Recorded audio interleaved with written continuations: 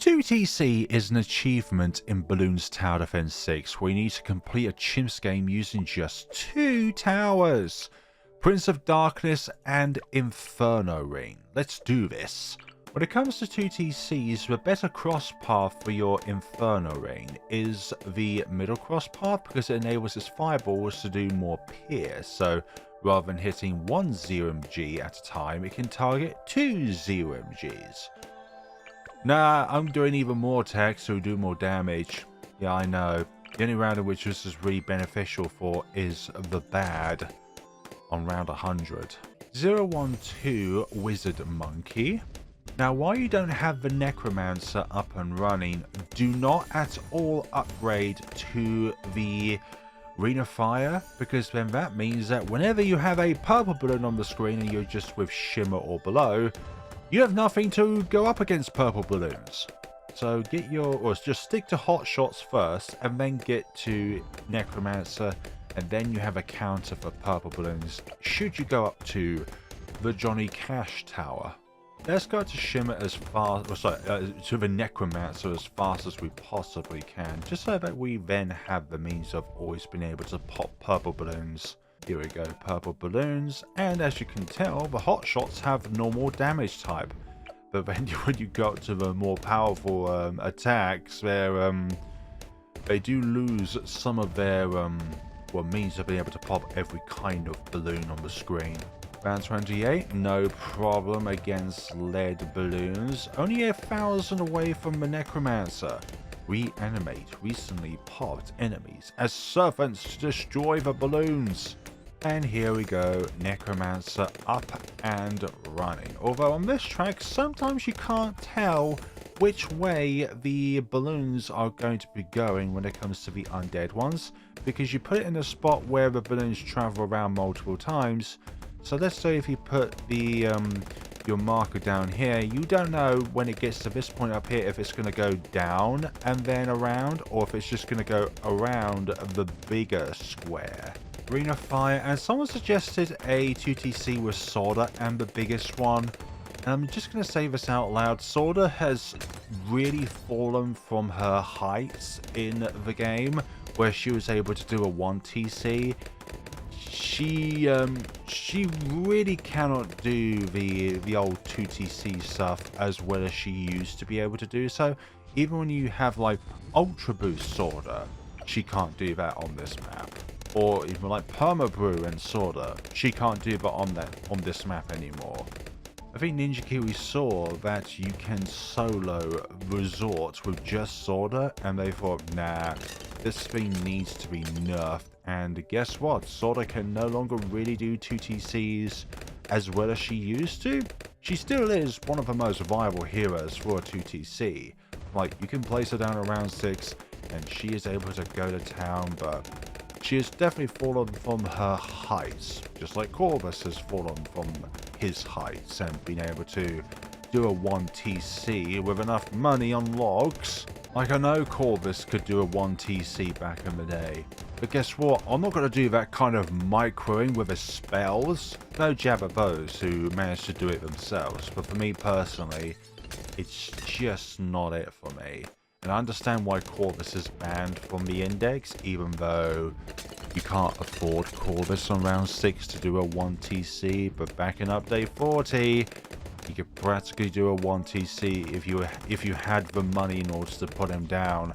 And in a co-op game, Corvus was able to do that. So it's like, if Corvus can do that, alongside being able to do a 2TC with an unupgraded Dart Monkey, then yeah, there's every reason right for Corvus to be banned from the index. But at the same time, you do take away some flexibility from the community by outright banning something.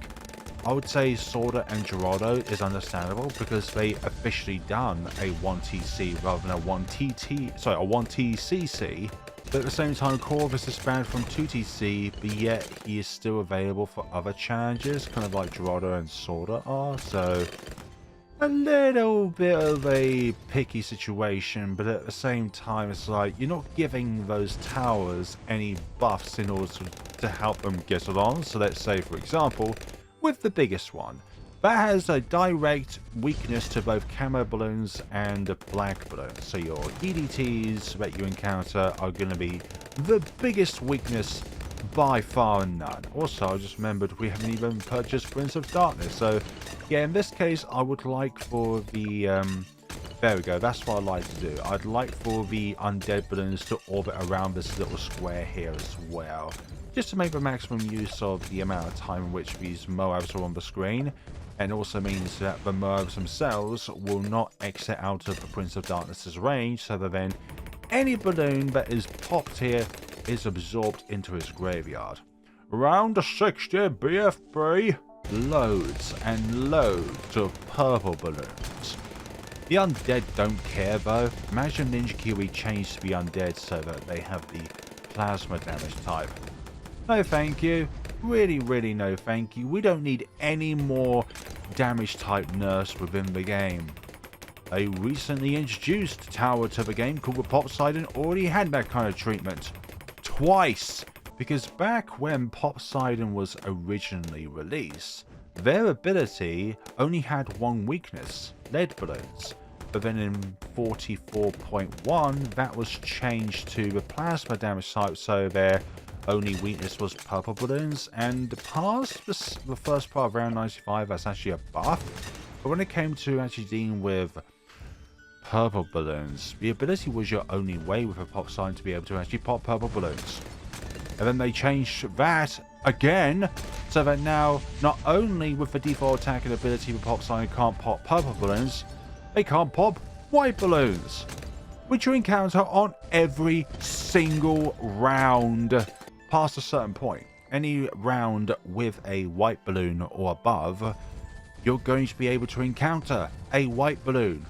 Out of these BFBs, you encounter lots of white balloons. It's just a matter of fact that if you don't do enough damage, you may actually get that white balloon, and your ability and your attack is just completely blocked. Anyways, I've already talked about the Poseidon's damage nerf a few times throughout the videos that I've done, but it's a nerf to the tower itself for a 2TC that has nothing to do with its statistics, nothing to do with the amount of damage that it does to a particular target. It's only the kind of targets that it cannot pop now, and that is so detrimental if it's one of your two towers, especially one of your two towers that is the primary powerhouse of your 2TC run. I've been trying to fathom out a way in order to do a 2-tower chimps with the cripple Moab and the special populations, which as you can tell is probably one in which you could only do on Scrapyard, because you need that crusher in order to help out the sniper in order to get you to the heli. But then there's also the problem of round 49 and the regrow rainbows on that round, wanting to have better marines, so by going with faster firing, but then you're just shy from getting enough money in order to buy special populations for round 61, and on round 61 your run ends because of all of the regrow zebras. And unlike a run with, let's say, Blue Incineration, where your primary weakness is round 61, it's not a damage type thing, but it's just being able to actually distribute that damage in a way in which you can actually pop those regrow rainbows, or be able to exploit the regrow farm on this game in order to get more cash, and from there be able to actually do that sort of thing.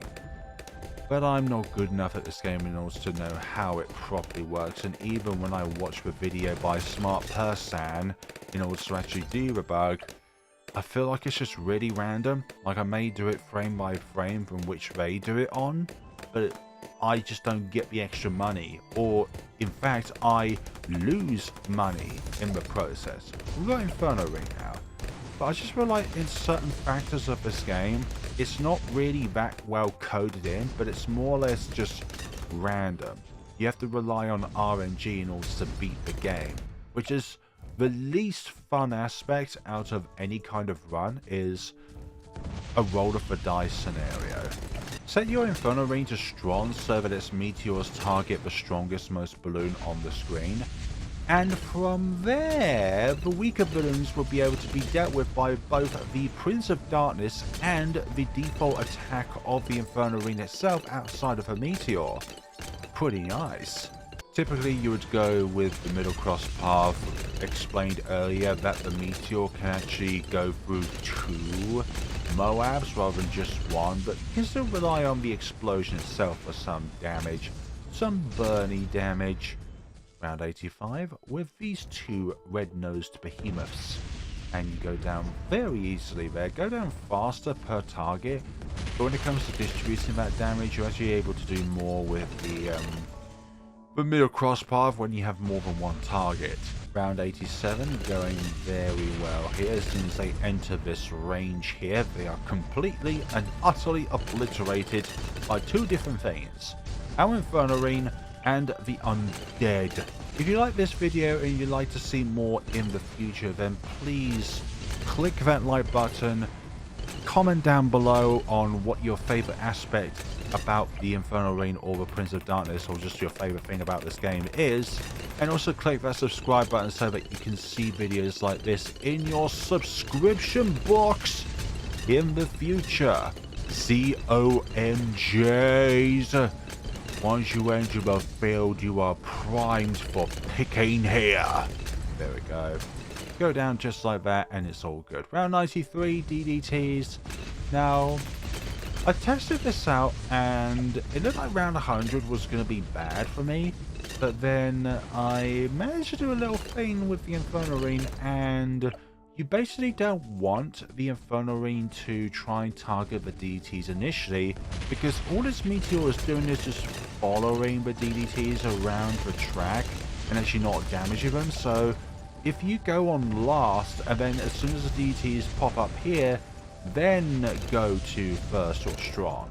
And in that way, your meteor is not wasting their time traveling, they're actually going towards their intended target. So go to last when the baddest popped, and from there the rest is history. Also, speaking of the rest is history, this is not making it very far into the round. Our rank Inferno Ring is definitely the best tack shooter for 2 tower chimps, but I'd say the Super Maelstrom slightly edges above the tack zone, and then the tack zone is last because it really doesn't have any viability once its normal damage type was removed. But then again, that was like years ago, so you can't really complain about that one, but since we've had so much time now to get used to its sharp damage type. Round 97 made it quite far, but no worries, no worries. Oh, just make sure you're all popped within range of the pod and everything is good. Okay, let's do some initial damage over here, and then we're going to put the cursor up there because this is going to be a different beast of a round here. Even though it's still going to be a very easy round, but the map we're playing definitely helps with that. And there we have secured our run. Round 99 is going to be very easy here. Ooh, there we go. Good, good, good. Round 100. Put the cursor up there, and this should be game, set, and match. Just one more target left along with this underlings, and we should be done with this run here. Now, the mobs do last for the most amount of time when it comes to the 3 different type of things that can spawn outward. So, okay. We need to time this very carefully. Need to put you on first now, and then hopefully you'll be able to do this. It might have something to do with the fact that my pod wasn't in the correct position when it comes to its undead spawns.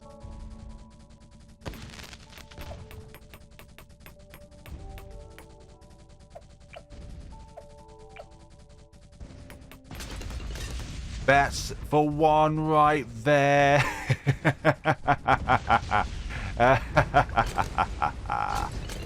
Excellent. Very satisfied about that. None of you are going to be able to escape my wrath. So there we go, everybody. And it was almost 1,000,000 pops each with each of these. It was just down to the fact that we couldn't get enough damage. Perhaps if we upgraded this just a tad bit sooner, or have your cursor away from the, well, from the parts of the track in which you can get the majority of damage out of your undead.